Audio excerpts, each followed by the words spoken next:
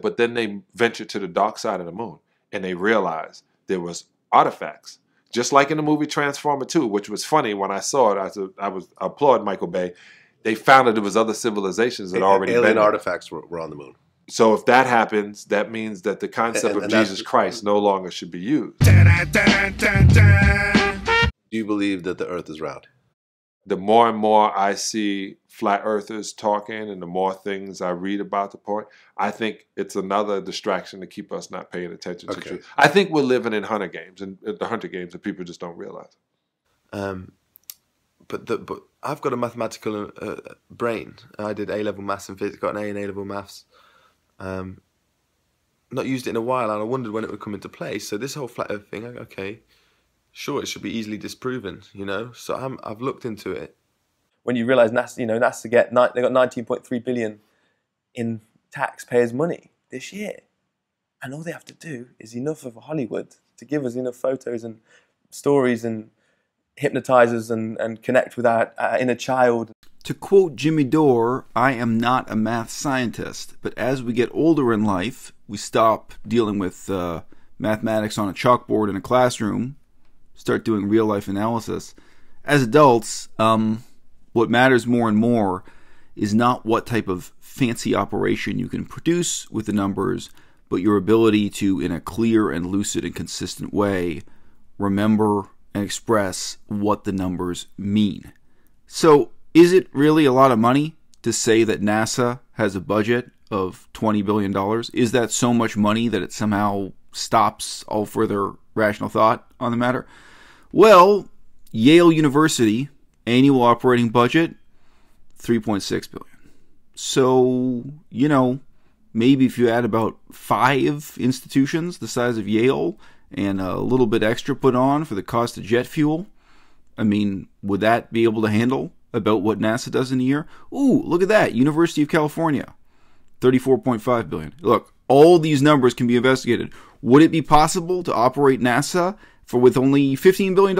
Would it be possible to cut University of California down to only $20 billion? Or should University of California bump up to $40 billion? Meaningful questions for the social sciences to ask. But hey, doesn't this put it in a different perspective? U.S. Air Force, $132 billion per year. Okay, obviously, in some ways, the research that NASA does is comparable to Yale or the University of California. By the way, Yale does have its own space program, much more humble space program, obviously. But in some ways, what NASA does is comparable to the U.S. Air Force. Any of these numbers, you have to have the very basic self-discipline to take one moment and see them in comparative context. Not necessarily the advanced ability to get up in front of a chalkboard and show off complex mathematical operations, but the ability to understand and communicate what numbers really mean. That's the essential element of mathematics in politics. So I can't get my phone to work on Mulholland in 2018, but we took a plane, a jet, left our atmosphere, went to a moon that's floating with us, shot off a space shuttle. Mm-hmm. The spaceship kept going around the moon. This goes down, lands on the moon. They get out, they jump around, and they take a picture. So I said, who took the picture? If he's the first man on the moon, who took the picture? Wasn't it a two-man crew? But Armstrong, when they showed it, was the first man on the moon.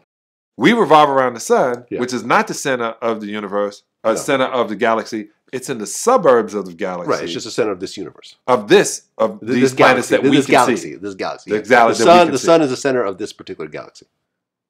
Questionable. Right? In the Milky Way. That's part of that. Because we go down and down and down and down. And then So look, guys, it's hard for me to be objective in reporting this story because I'd really like to believe that larger penis size corresponds to higher intelligence. I'd also really like to believe that you need to be extraordinarily intelligent to sleep with Lisa Ann, but John Salley seems to be disproving all these things. Oh, no, wait. It's hard for me to be objective because I care a lot about the future of the vegan movement. And it's precisely voices like John Salley and Tim Shieff who end up dragging the name of veganism through the mud. Who chose these people to be leaders and spokespeople for the vegan movement? Well, in part we can say nobody chose them. They chose themselves. But you know what? In part they were selected. Voices like John Salley come to the fore precisely because a small number of agencies, like People for the Ethical Treatment of Animals, put them on stage as spokespeople. There are people who hold up the picture frame and provide the platform for people like John Salley and Tim Shieff to become major voices in the vegan movement. And if in this case you do not think they are so egregiously stupid that it's a problem, let me ask you, what is the limit?